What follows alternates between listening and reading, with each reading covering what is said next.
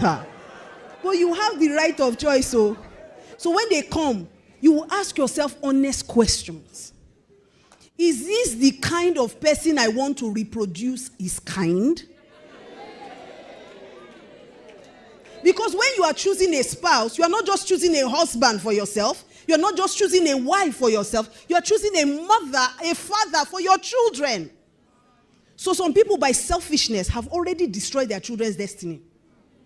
So the prayer that you are praying in marriage is now prayer of fire and warfare and brimstone, when you should be praying prayer of thanksgiving.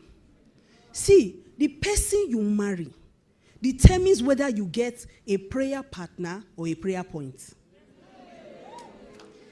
If you marry a troublesome spouse, you have been called into a life of prayer. All of us are called to a life of prayer, but your own is different. Because while some of us are praying for favor, for blessings, for promotion, you are praying, Father, do it, or take him away. Do it, or take him away. I know women that pray for their husbands to die so that it will be peaceful. He says, separate lots. Say, lots must go. So you determine the outcome of your marriage. You choose. I don't understand how a Christian, listen, if you are a Christian, marry a Christian. It's not rocket science. If you're a Christian, you cannot marry an unbeliever. It doesn't make any sense. I have never met any human being. How many of you want to pick a husband or a wife? You go to mortuary. You mean you can't go to mortuary and pick dead body? Are you serious? Even find dead body that they did embalmed and did makeup, you don't like. So why are we doing it now? Because if someone is not born again, they're spiritually dead. So how you marrying a corpse?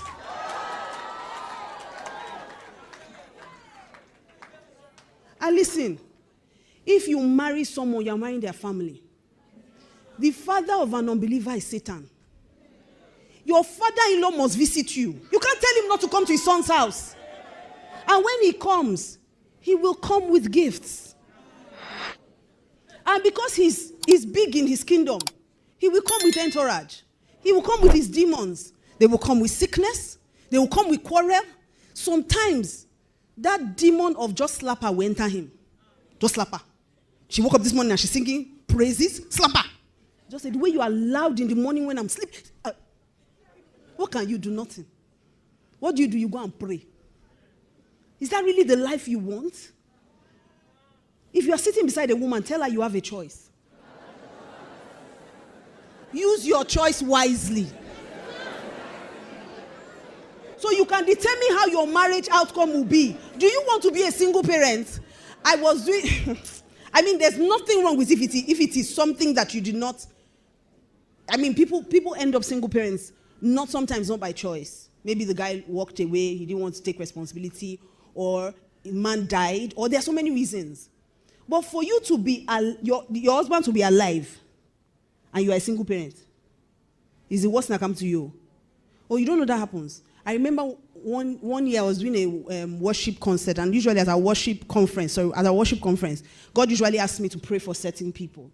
So some years he will ask me to pray for those trusting God for the fruit of womb. Some years he will ask me to pray for other people. So that year in particular, I said I should pray for single mothers, that they should come out.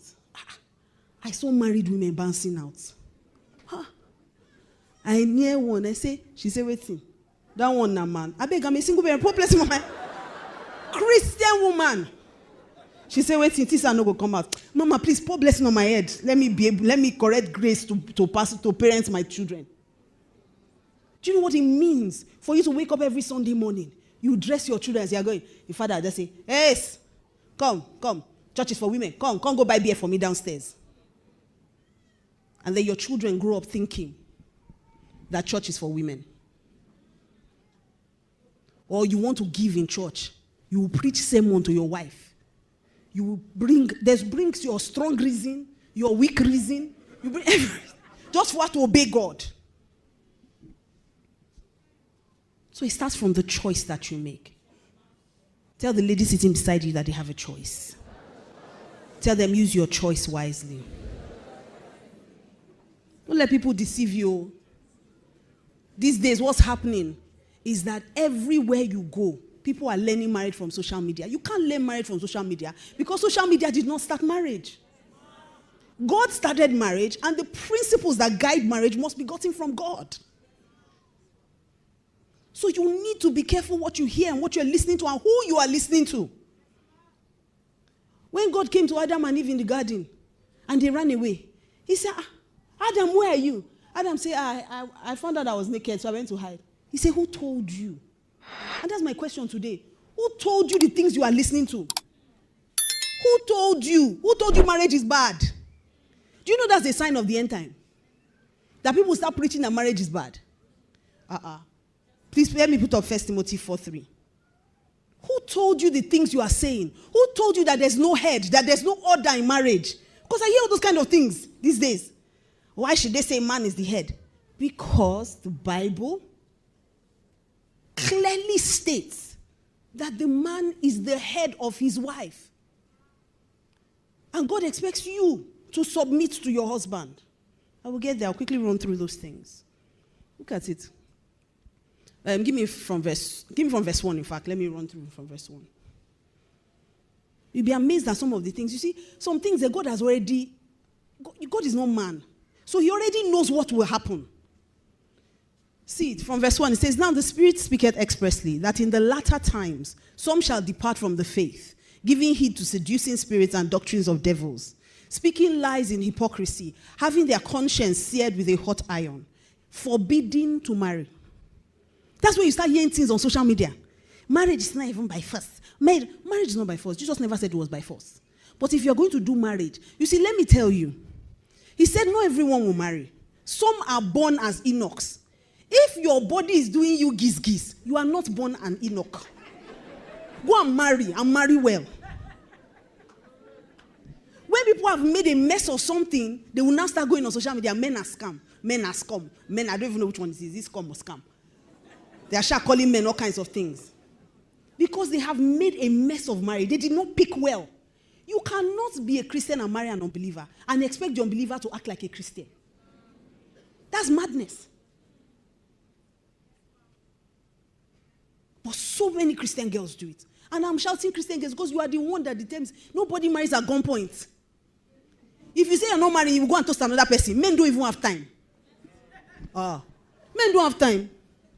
Do you marry me? No. Will you marry? Tomorrow. After you say no, tomorrow. And you say, he didn't even beg me. No. He didn't beg you. Men mean what they say. And they say what they mean. Will you marry me? Simple question. You say no. He believes you. Which one is that you didn't even beg me? So you will go and toast your sister. Because he tried here. Maybe the Lord is still speaking within the family. Maybe I didn't hear well. Uncle, we move to your sister. Now play with men. So people have made a mess of marriage and they start talking and complaining. But my question is, who told you what you believe? Where are you getting what you believe? Are you getting it from the Word of God? Because what you are hearing determines your outcome. And it determines the authority behind it. So if God is saying that marriage is good, he says two are better than one, for they receive a good reward for their labor. It tells you marriage is good. He says marriage is honorable in all things. There's nowhere in the Bible that marriage is spoken about that says anything bad. It says two are better. Better is good now. Abi? It is not good for the man to be alone, meaning it is better for him to be married.